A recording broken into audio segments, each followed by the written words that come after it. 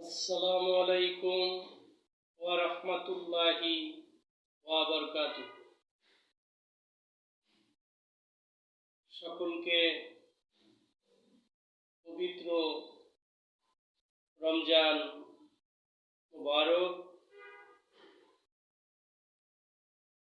প্রথম রমজানের ফজিলত হলো রোজাদারকে নবজাতক শিশুর মতো নিষ্পাপ করে দেয়। আল্লাহ তাআলা আমাদের সকলকে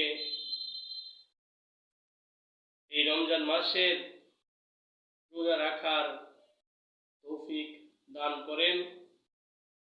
আমরা যেন সকলেই সুস্থভাবে রোজাগুলি পালন করতে পারি।